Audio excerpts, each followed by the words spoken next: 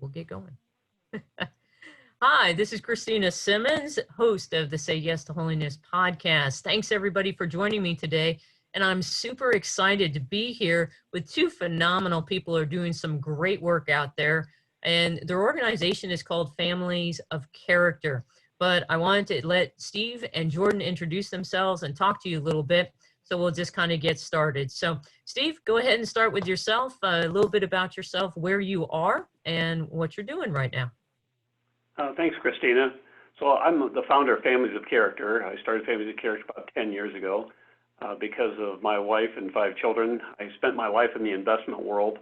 I have a spiritual director, and when I was meeting with him about 10 years ago, talking to him about my family, a lot of my kids were out of the church, were kind of responding and kind of selfish, lazy, and just fulfilling their own appetites and desires. I was frustrated. I said, Father, how do I get my children back into church? He said, Steve, you formed their intellect, you didn't form their will.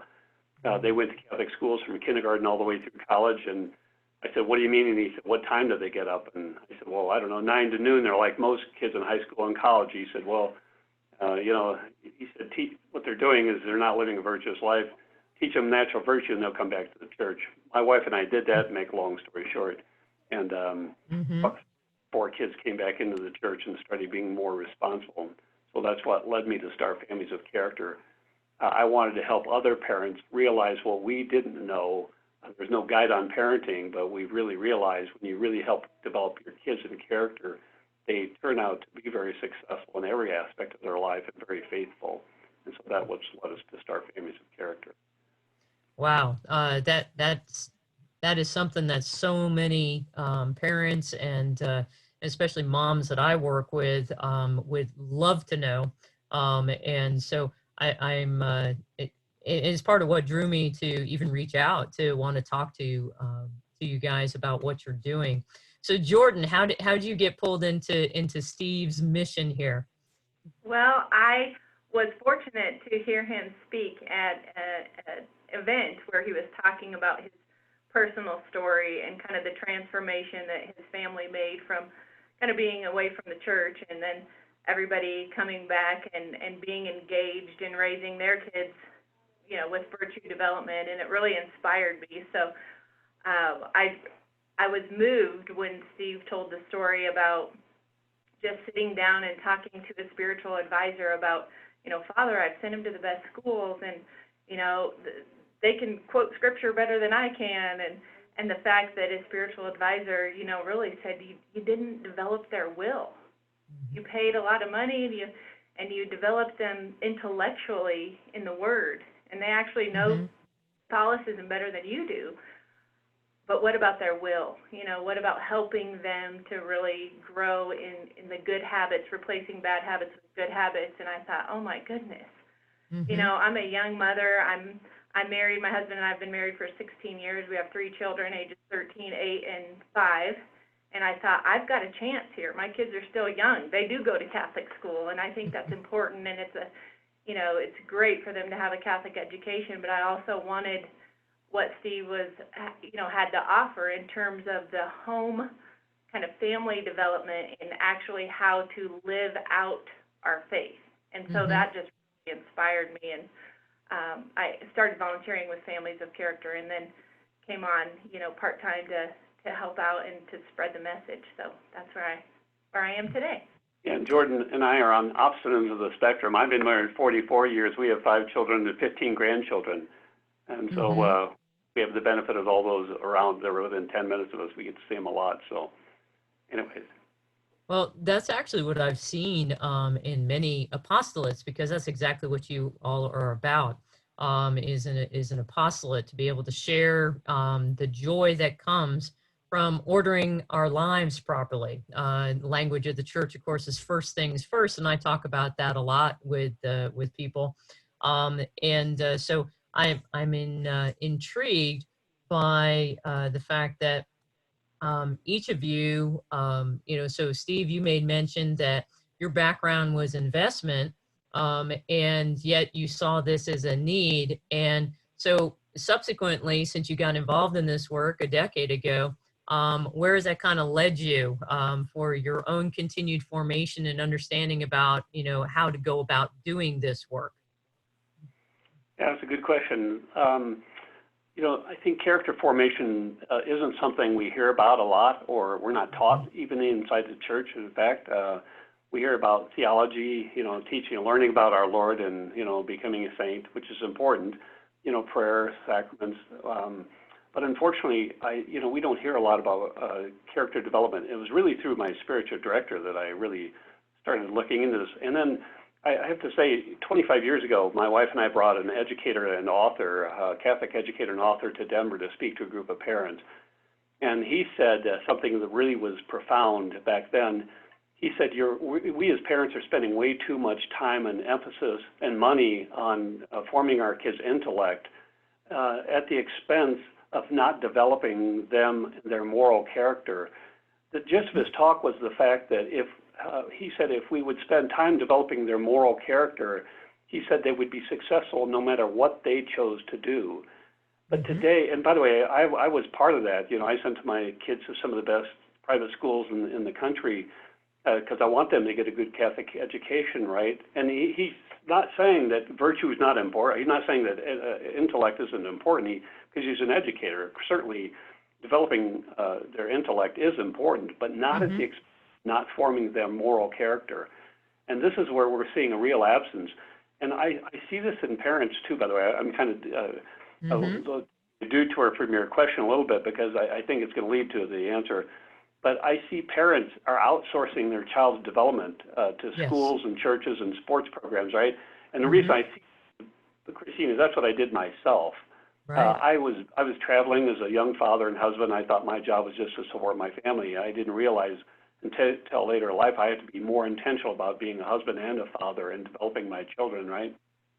So when he made this comment, I'll never forget that educators develop your kids a moral character. He said they'll be successful no matter what they do. I said to my wife that night, it was a Saturday night, I'll never forget it, it was about 25 or 30 years ago. He said, develop a moral character. I said, honey, that's exactly what we need to do. I didn't know practically where to start, what virtue and, how and when, and right? So I was traveling. My wife was sending 5 kids or taking 5 kids to 5 different private schools or 3 different private schools. We were meeting ourselves coming and going. So we didn't do anything. And this is where 16 years later, my spiritual director said, Steve, I said, why are they at a church? Why are they not living a good life? And it's not that they were unvirtuous, by the way. Right. It's just they were lazy and selfish. My kids, if you met my kids, you'd think, oh, your kids are good kids. But it's the fact that we weren't intentional really developing this character in them. And so here 16 years earlier, this is this educator telling this, and now my spiritual director is telling me that's the reason my kids are doing it. But again, I didn't have any template. So I said to myself, after this worked and our kids came back into the church and started doing, living more virtuous lives, they all got married at that point. I said, this is where we need to help other families understand and then develop a curriculum. So if they hear me speak, they can start the program the next day. And that's why we started Families of Character. It's based on a learn, assess, and live. We learn about a virtue, and you take one virtue a month by design, because psychologists tells us it takes 21 to 45 days to get rid of a bad habit and replace with a good habit. So we, by design, take this one virtue, we learn about the virtue, the 2 vices opposite and the excess, and then we assess, each individual in the family assesses themselves on a 20-part question where they might learn about what vice they're living relative to the virtue. And then the goal, each family member sets a goal to overcome that particular habit or bad habit over the next 30 days. And so we're getting rid of a bad habit, replacing good habit. So anyways, we're very intentional about this now because ultimately we do have a program where, 25 years ago after listening to this educator, and he was exactly right, I didn't know what to start, but now we have the resources where parents can do that.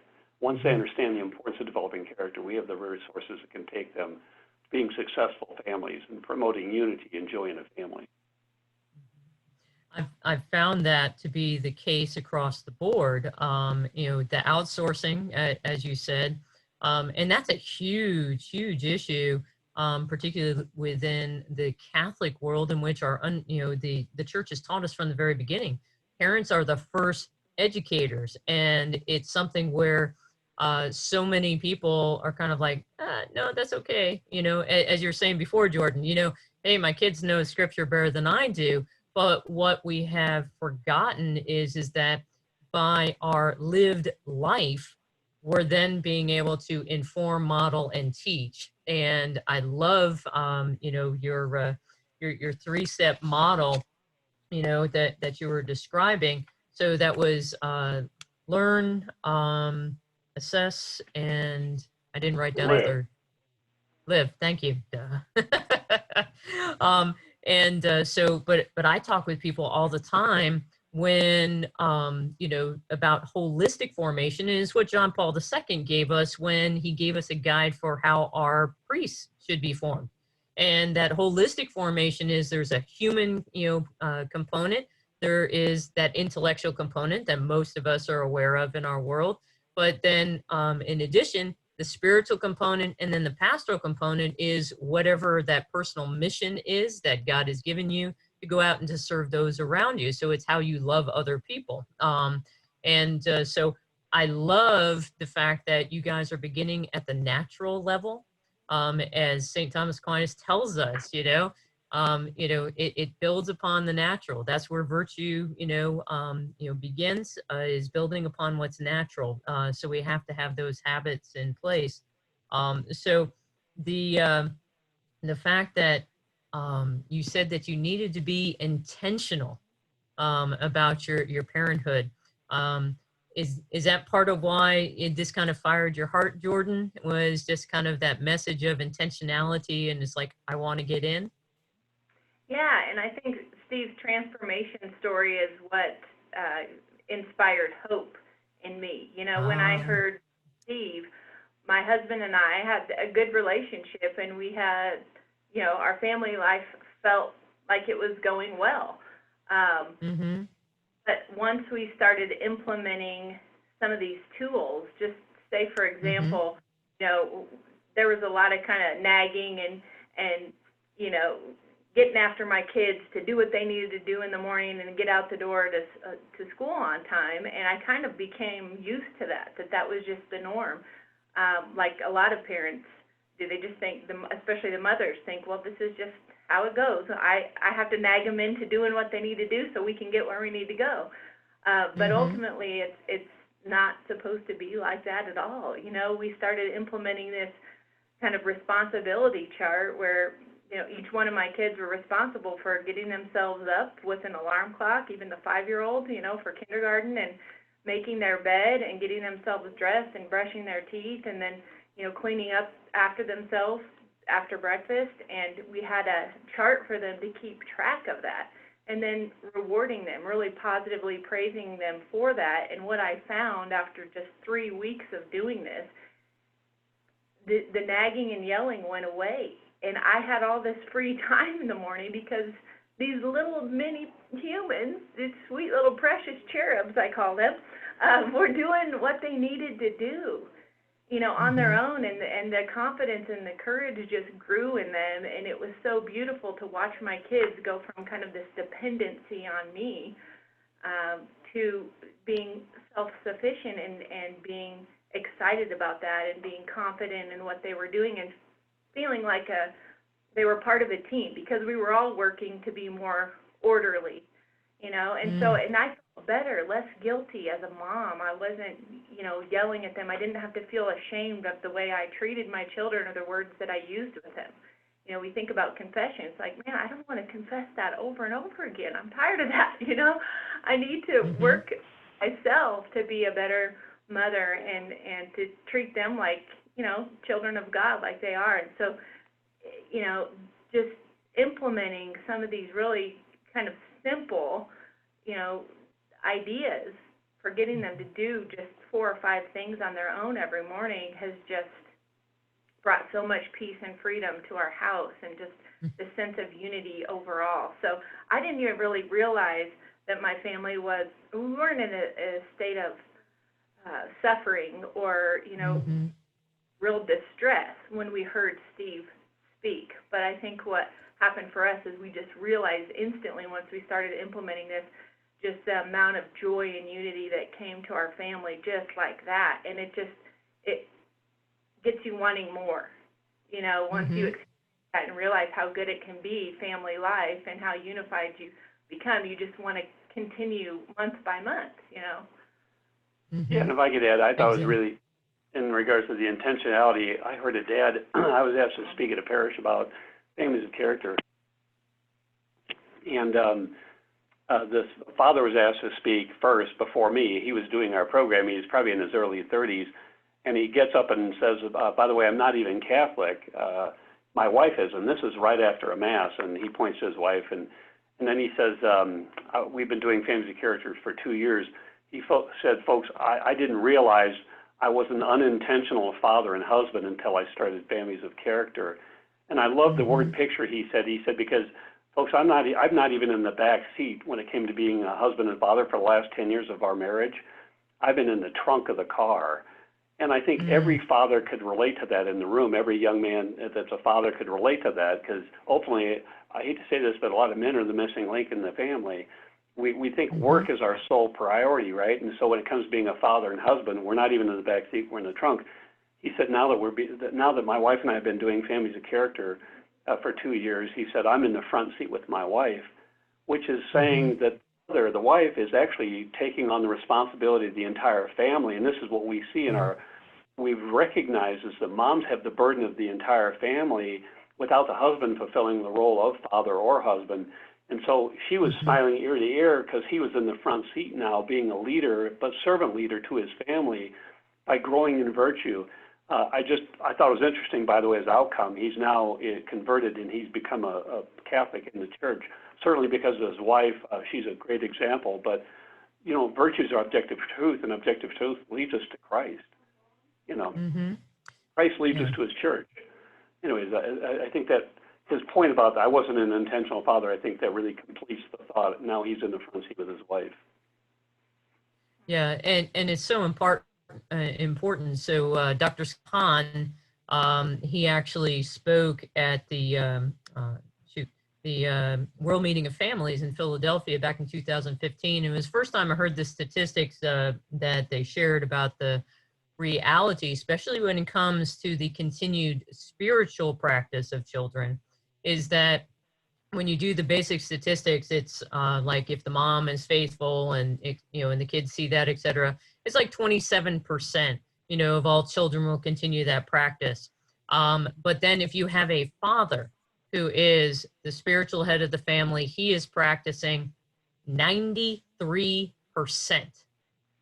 93%. I mean, that's not even a contest, Right. So it's something where Scott shared, about the importance of spiritual fatherhood. And that's actually what's being attacked so strongly in our culture and society today. I was so pleased. There was a recent online Theology of the Body conference that happened. And I was so pleased to see more than 80,000 people signed up for that conference, whether or not they actually watched the videos or, anything else. But the truth of the teachings, that the church has given us. And so many people are like, oh, that's a brand new thing that, because John Paul repackaged, what the church had always taught. So people think, oh, the church hasn't always taught it. But the fact is that it's always been there. So as you said, Steve, yeah, the truth, it speaks for itself. Christ is the truth. And within the church, of course, it's contained. What are some of the things specifically that Families of Character tries to do in order to empower parents and help parents be able to start making this shift? You were alluding to it, Jordan, but are there specific products and programs that you guys offer to help people?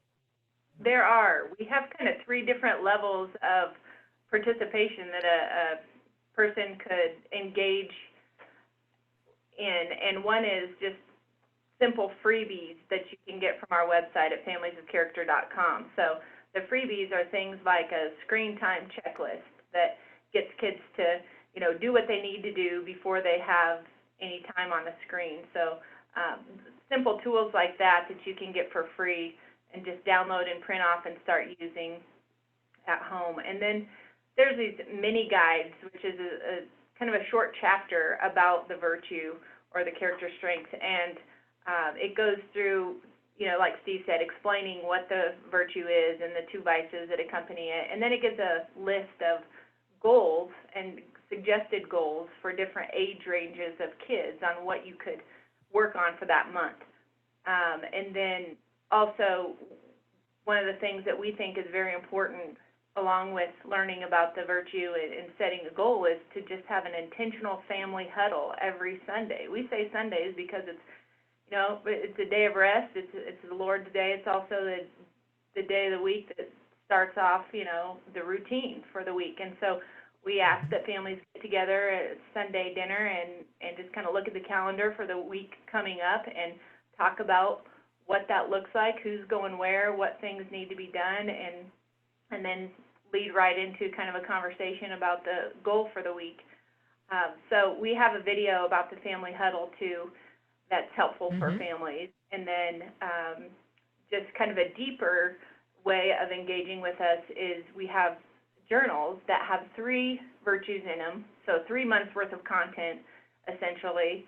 And my husband and I, we do these in a small group. So we have a group of 4 other parents that we get together on a monthly basis, and we review the material in there and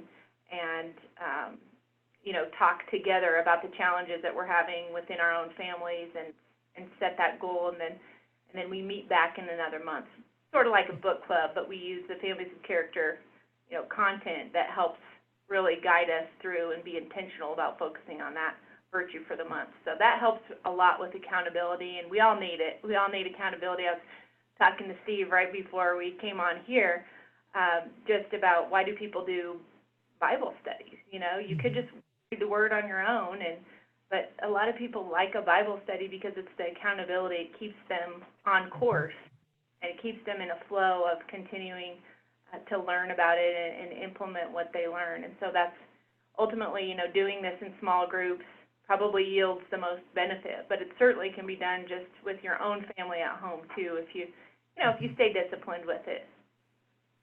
Right.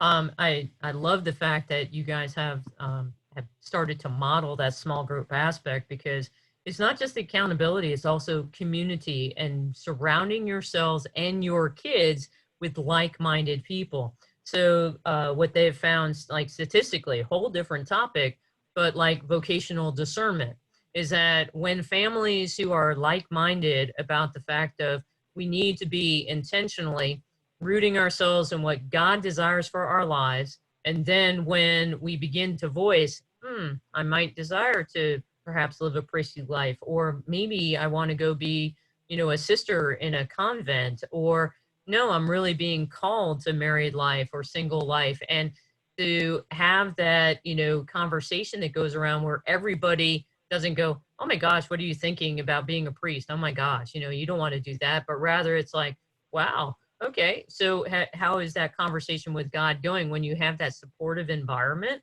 then of course the conversation then becomes, very deep, very quickly. And the same way I'm sure is you found happening, within the cultivating, virtues and character within your kids, because then it's like, this is just how you live.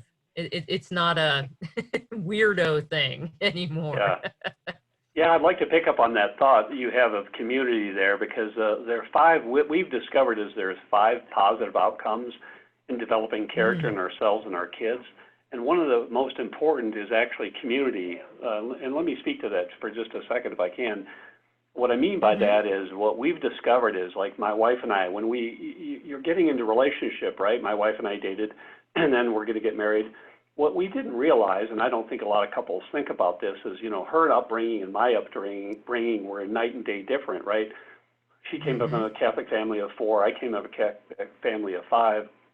And with her family, she'd be the first to admit this when we speak together. She tells the story herself that she was raised without any clear line in the sand as to what was right and what was wrong. And, so there was a confusion there on her part in regards to what she could do, what she couldn't do. Well, my family, not only did they agree, my mom and dad, on the same thing, if I saw the line, I got punished. So I didn't have to cross the line. I saw the line. I was too close. I got punished. Well, now we're married, right? We're having a young family, and I'm doing some traveling to support my family. So guess how our kids are getting parented when I'm away? Well, there's no line in the sand. Now I walk in on, Thursday through Sunday, and, there's a clear line in the sand. So this is creating confusion for our children, right? Anyways, it's starting to break down. And by the way, who do they go to when they want something? Well, mom, because, she was easier to get something, and I'm the jerk, right? Anyways, it created great tension in our relationship, just a difference in upbringing, which destroys community. And so, by the way, my wife and I have a total different personality. We have a total different temperament, right? She's an individual. She's unique based on her upbringing of temperament and personality is different than mine, but we love each other.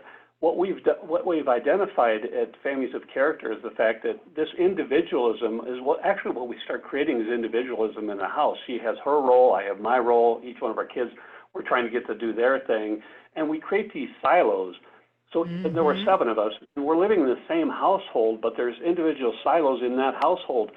The problem is when kids get to be adolescents, there's not a great deal of unity or joy, because everybody's pulling it apart, and our culture is pulling us apart on the top of that, right? These external influences are now pulling us apart. What we discovered is that when a family starts growing in virtue and working on a particular virtue, like, say, orderliness, there are 3 types of orderliness: showing up on time, putting things away, and prioritizing things correctly, right? And each one of us have a different level of how we're practicing that particular virtue. Some of us may be better at it than others. But when it happens, when you have a family, like in our case of 7, and you're all working on trying to become more orderly that month, it doesn't make any difference what your personality, what your upbringing, quite frankly, what your gender, what your temperament, or anything else. All that goes away. The silos get destroyed instantaneously, and it puts you on the same level, pulling the wagon the same direction. And this promotes an unbelievable amount of what I would call, what we talked about, community. All of a sudden, now what you have in a family is a family of community or unity in a family, right?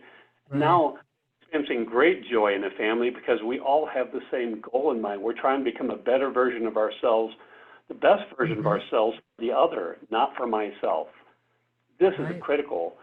And the family, Christine, as you know, is the first community, right? That's the most important of all communities is the family. And then beyond that, the community of the church, and then the social culture itself. So I thought it was interesting. Aristotle and Thomas Aquinas both said the deepest level of friendship is a friendship of virtue shared in common. Why? Because it creates community. Individualism destroys community and promotes these silos, and this is exactly what our culture is doing to us. Even as Catholics, all about me and what I want, right? It is this I. We're living in an I generation. Right. And this is not what Christ meant for us. He meant us to be in community, but the first community has got to be my family.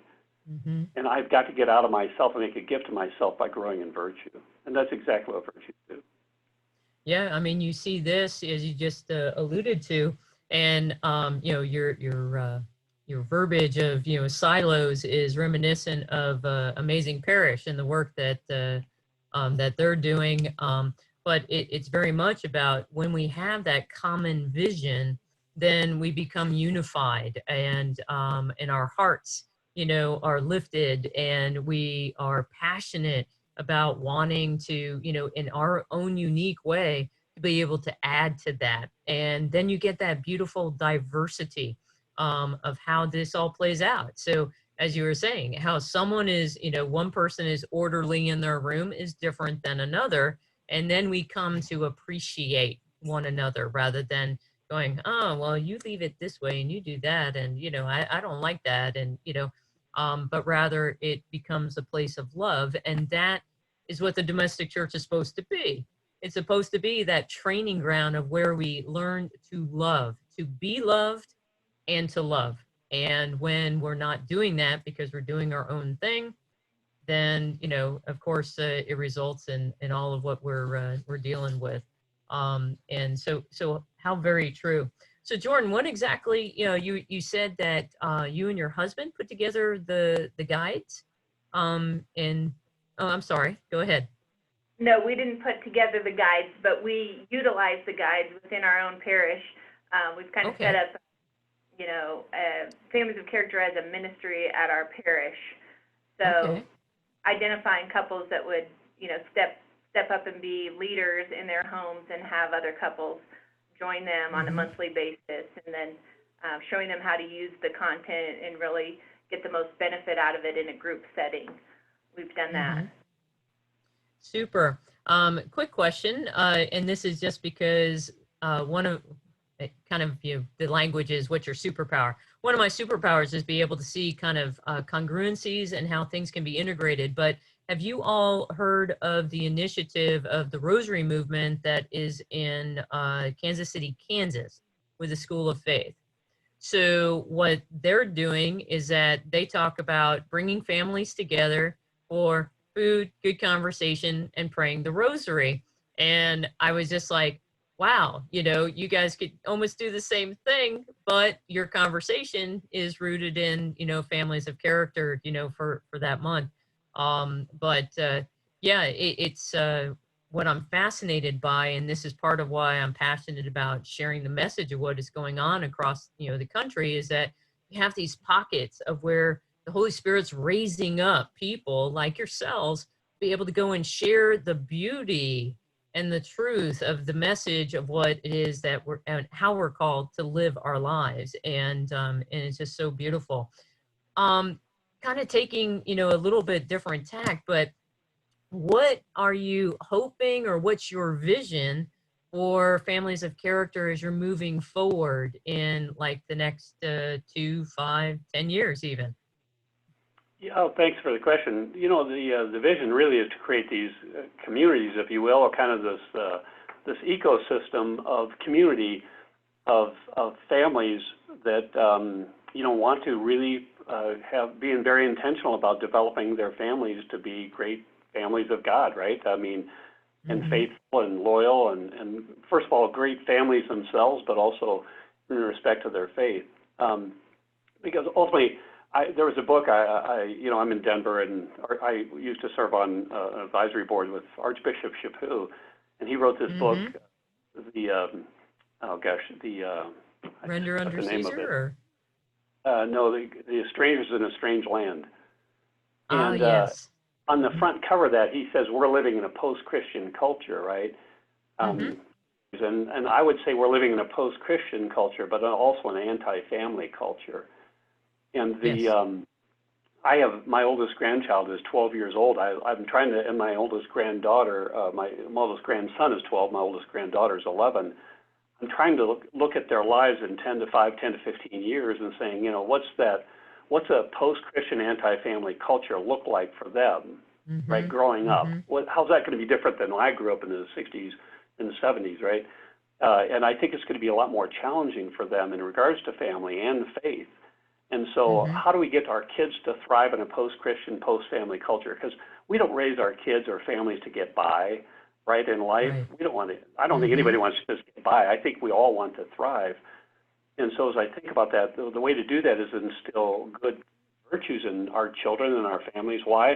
Because virtues give us the courage to stand up and do what's right when we should do what's right, right?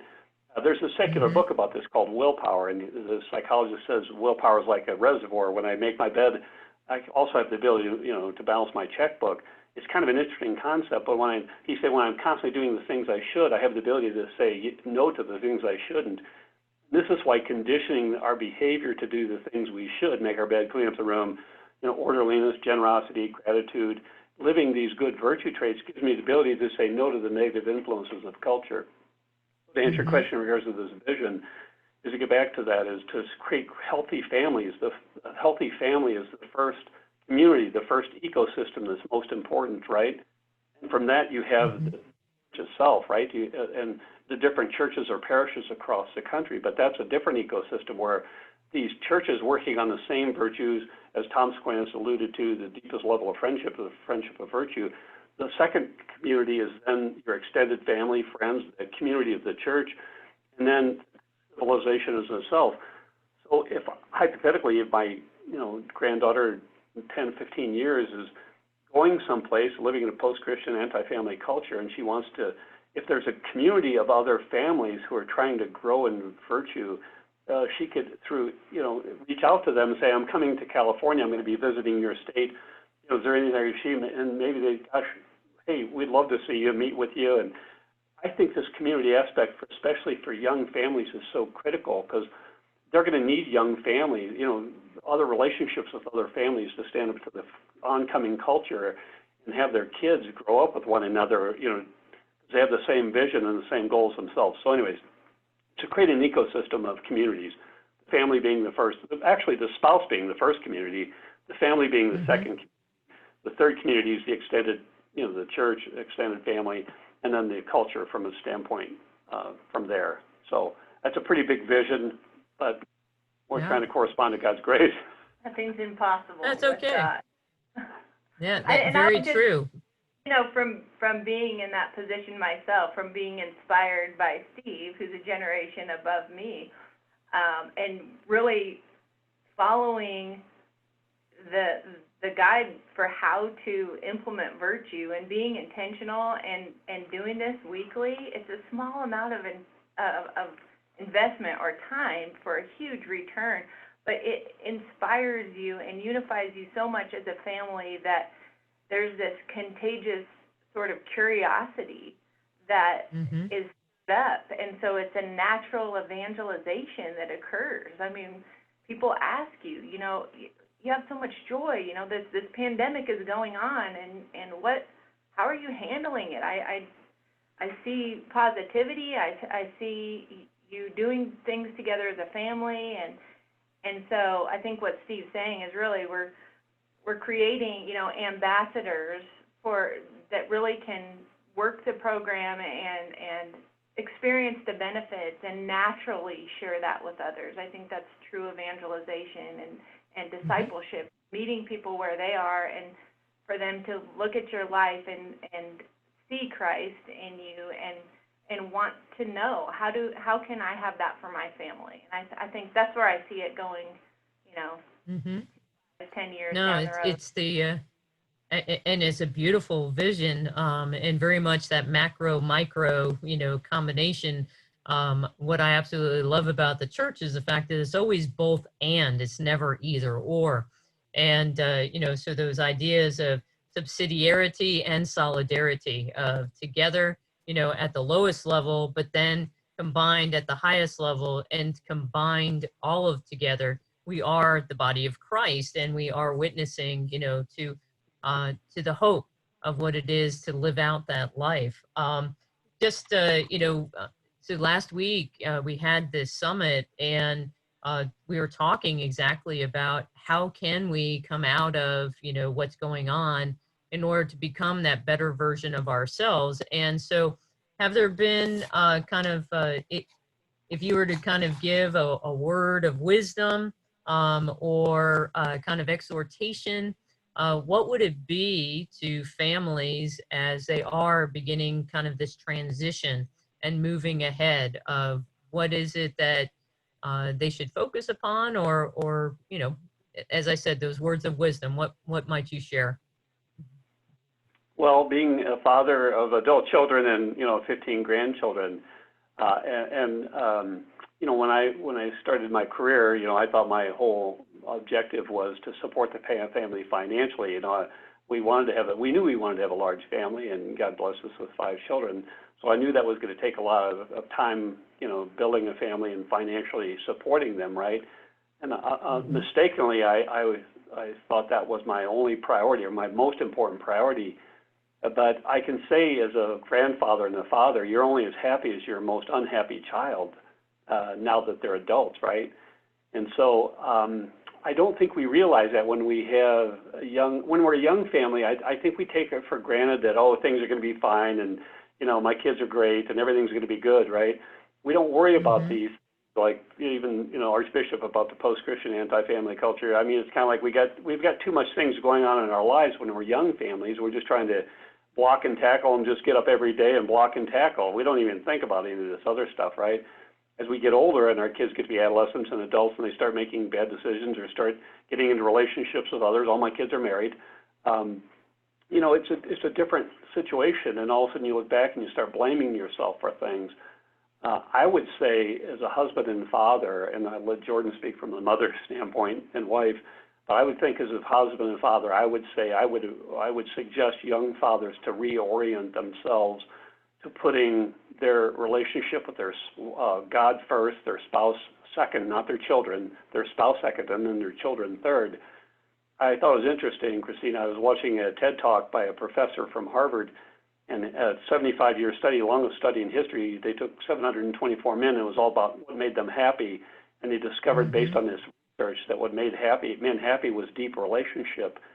But I didn't take that seriously as a young husband and father, not only with my wife and my children, but also my other healthy male friendships, and I should have done that. Looking back to answer your question, I would really orient myself, if I was a young father today, to getting into deep relationships with God first, then my spouse, then my children, then extended family and friends, and then of course my work. Now I have to do my work. I mean, I have to go work 8 hours or 10 hours a day, so that's not. I have to do that, but ultimately it's my prioritization of all that from a standpoint of what I'm going to put first, and I would pursue those deep relationships. I would invest in those deep relationships. Beautiful, beautiful. Just from a mother's perspective, I would say I would encourage other mothers to, and wives, to just engage their spouse from a, what's natural to us. Parenting is natural for women because we are born with this ability to just love unconditionally. We carry children in our womb, and from the minute they're born, we just tend to their needs, and we provide what they need to live. And so as women, one of the things, I'm also a clinical social worker, and I have a private practice, so I work with a lot of women who are mothers and have been married for years. And one of the things I really try to do is to empower them to engage their husband from a place of love. So not nagging them into participating in a family huddle. This doesn't work. This creates further distance in the marriage. But to really invite your spouse into a family huddle in the living room every Sunday. I tell the story about how my husband and I were having an argument one Sunday after Mass, actually, and I said, well, it's time for our family meeting. Let's all gather up together in the living room. And he kind of looked at me and he said, I don't want to be part of this. I'm mad at you right now, and I don't think I'm going to participate in the meeting. And I said, well, isn't that interesting? I said, I don't think we would allow our kids to sit out. I understand you're mad, and that's okay, but I want you to sit and participate in the meeting. You don't have to say a word. And so he kind of reluctantly did, and I led the family meeting or the family huddle, and afterwards, he didn't say much during the meeting, but afterwards, the next day he said, I'm so glad you asked me to participate. I was mad. I was going to just, sit out, and that wouldn't have been the right thing to model for our kids. That wouldn't have been, but if you wouldn't have invited me, I would have done that. And then I would have felt awful about it, and our kids would have received that example that it's okay to just, go your own separate way and not participate as a family. And he said, thank you for doing that. And so I share that story because we have a good relationship. Our family is doing well, and we feel happy, but it still requires work, and doing it. I could have just nagged him into it or shamed him about wanting to sit out, but instead, by the grace of God, I was able to, lovingly invite him in and let him be where he was, but also show him that he was included. So I think, just women, don't give up on your spouse. If they seem like they're in the trunk, and they are, it's okay. Put the seat down, invite them up to the front seat. They'll turn you down 100 times, but the 101st time, first time, they'll jump in the front seat and start taking off, and the journey from there is just a beautiful ride. So that's my advice. Yeah, no, and it's beautiful advice. It's very much the same advice that our church gives us when it comes to sharing the good news, which is to encounter people where they are, to engage with them, come to know them, love them, and continuously invite into deeper relationship. And then within the midst of that deeper relationship, then the power of modeling how it is that we're supposed to be, so that that way we can live that life of purpose and peace and abundance that I speak about all the time. So I can't believe our time's already up. And it's been such a great joy to get to know both of you. Where can people go? You briefly made mention of it before, but where can they go in order to get more information, to be able to reach out, and to and possibly, I would hope, would get involved in this initiative? Absolutely. So our website is familiesofcharacter.com. We're also out there on social media, so Facebook, we have a Facebook page, a group that you can join as well on Facebook, and then Instagram, and we have a YouTube channel as well. So we've done a lot of live videos about the different parenting topics related to virtue, and so all those videos are up on our YouTube channel as well. So we would love for people to reach out and can always contact us through our website as well. Awesome. Well, that's just great. So Jordan and Steve, thank you so much for being a part of the Say Yes to Holiness podcast. For all my listeners out there, don't forget that we are on this journey together, and we need to keep doing whatever it takes so that we can tell the master of death, not today. Know of my prayers for you, and hope to be talking with you all soon. God bless.